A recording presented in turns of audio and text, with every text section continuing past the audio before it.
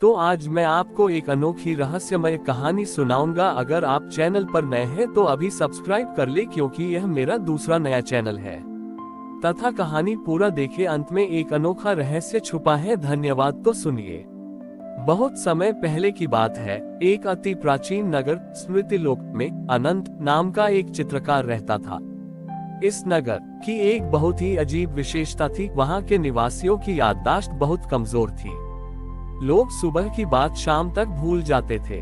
इसीलिए राजा ने अनंत को काम दिया था कि वह नगर की दीवारों पर महत्वपूर्ण घटनाओं के चित्र बनाए, ताकि लोग अपनी पहचान न भूलें। अनंत का अपना भी एक दुख था। वह भूल चुका था कि उसके माता पिता कौन थे और वह कहां से आया था। उसके पास बस एक खाली कैनवास था, जिसे वह हमेशा अपने साथ रखता था। वह रोज महादेव से प्रार्थना करता, हे प्रभु, मुझे मेरा बीता हुआ कल याद दिला दो। एक बार नगर में एक ऐसा विस्मृति काल भूलने की बीमारी फैला कि लोग अपना नाम तक भूल गए। राजा भूल गया कि वह राजा है और सैनिक भूल गए कि उनका धर्म रक्षा करना है। पूरे नगर में अराजकता फैल गई। लोग एक दूसरे को अजनबी समझकर डरने लगे। अनंत उस खाली कैनवास को लेकर नगर के पुराने शिव मंदिर में गया।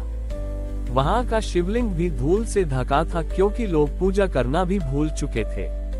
अनंत ने रोते हुए शिवलिंग को साफ किया और अपनी उंगली से उस खाली कैनवास पर एक बिंदु बनाया। जैसे ही उसने वह बिंदु बनाया, उसे महसूस हुआ कि उसका हाथ अपने आप चलने लगा है।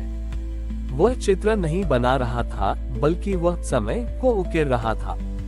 अचानक उस कैनवास से एक ऐसी चमक निकली कि नगर के हर व्यक्ति की आंखों के सामने उनके जीवन की सबसे सुंदर यादें फिल्म की तरह चलने लगीं।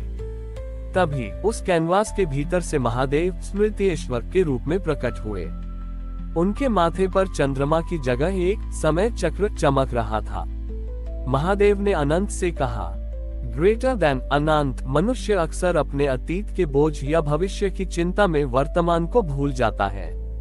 जो सब कुछ भूलकर केवल शून्य उस बिंदु पर ध्यान लगाता है, मैं उससे सका असली स्वरूप दिखा देता हूँ। तुम अपने माता पिता को खोज रहे थे।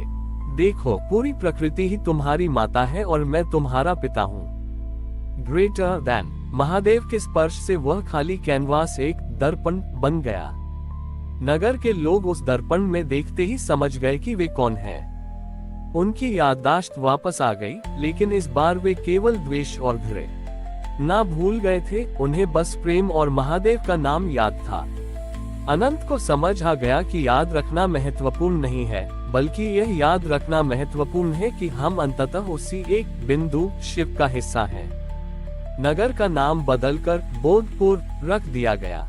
बोधपुर के लोग अब अपनी पहचान तो पा चुके थे, लेकिन स्मृतिश्वर महादेव की यह लीला अभी एक कठिन परीक्षा से गुजरने वाली थी। नगर के लोगों ने याददाश्त वापस मिलने की खुशी में एक विशाल पुस्तकालय बनवाया, जहां वे अपने जीवन के हर अनुभव को लिखने लगे, ताकि वे फिर कभी कुछ न भूलें। कहानी में नया मोड़ तब आया जब पड़ोसी राज्य का एक विद्वान, जिसका नाम तर्कराज था, बोधपुर पहुंचा। तर्कराज का मानना था कि ज्ञान केवल वही है जो किताबों में लिखा हो। उसने जब अनंत के उस चमत्कारी दर्पण रूपी कैनवास के बारे में सुना, तो उसने उसे चुनौती दी।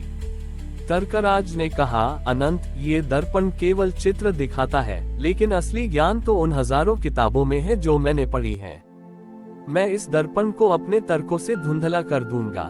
तर्कराज ने दर्पण के सामने खड़े होकर जटिल मंत्रों और विवादित तर्कों की झड़ी लगा दी। वह जितना बोलता, दर्पण पर धूल की एक परत जमती जाती। धीरे धीरे दर्पण इतना धुंधला हो गया कि लोगों को उसमें अपना चेहरा दिखना बंद हो गया। लोग फिर से भ्रमित होने लगे कि वे विद्वान हैं या अज्ञानी। तर्कराज अहंकार में हंसा, देखो, तुम्हारा सत्य ढंक गया। अनंत शांत खड़ा रहा। उसने कोई तर्क नहीं दिया। उसने बस एक छोटा सा कपड़ा लिया और शिवलिंग पर चढ़ाया हुआ जल उस दर्पण पर छिड़क दिया। जैसे ही जल की बूंदें दर्पण पर पड़ी, उस पर जमी तर्कों की धूल कीचड़ बनकर बह गई। लेकिन इस बार दर्पण ने कोई चेहरा नहीं दिखाया। दर्पण के भीतर से एक अनहद नाद, एक दिव्य ध्वनि गूंजने लगी। उस ध्वनि को सुनते ही तरकराज की सारी यादें, उसके सारे मंत्र और उसका सारा किताबी ज्ञान उसके दिमाग से गायब हो गया। वह एक छोटे बच्चे की तरह निशब्द खड़ा रह गया। तभी दर्पण के भीतर से महादेव फिर प्रकट हुए, पर इस बार वे एक बालक के रूप में थे जो हाथ में एक राख की पोटली लिए हुए थे। महादेव ने कहा, ग्रेटर देन तरकराज, तूने यादों और ज्ञान का महल खड़ा किया था, पर तू ये भूल गया कि ज्ञान का अंतिम लक्ष्य मौन है। जब तक तू मैं जानता हूँ कि बोझ से दबा है, तब तक तू सत्य को नहीं देख सकता। असली स्मृति वह नहीं जो दिमाग में भरी जाए, बल्कि वह है जो आत्मा को ये याद दिलाए कि वह मुक्त है। Greater than. महादेव ने वह राख विभूति तरकराज के माथे पर लगा दी। उस क्षण तरकराज को बोध हुआ कि हजारों किताबें पढ़कर भी वह खुद को नहीं जान पाए था। उसका किताबी अहंकार भस्म हो गया। अनंत ने देखा कि अब उस कैनवास पर न चित्र था, न दर्पण, वह अब बिल्कुल पारदर्शी हो गया था। अब उसके पार देखने पर केवल महादेव ही महादेव नजर आते थे। बोधपुर के लोगों ने अपनी किताबें नहीं जलाईं, बल्कि अब वे उन्हें इस भाव से पढ़ते थे कि ज्ञान केवल महादेव तक पहुंचने की सीढ़ी है, मंजिल नहीं। तरकराज अब नगर का सबसे बड़ा विद्वान नहीं, बल्कि सबसे बड़ा साधक बन गया, जो केवल एक ही बात कहता था, सब भूल जाओ, बस उसे याद रखो जो कभी नहीं बदलता। हमारी और भी आध्यात्मिक एवं अनोखी कहानियां देखने के लिए हमारे चैनल पर जाएं तथा धार्मिक एवं पौराणिक अनोखी कहानियां हमारे चैनल पर है। कृपया जाके देखें तथा हमारे चैनल को सब्सक्राइब करके रखें और वीडियो लाइक जरूर करें। धन्यवाद।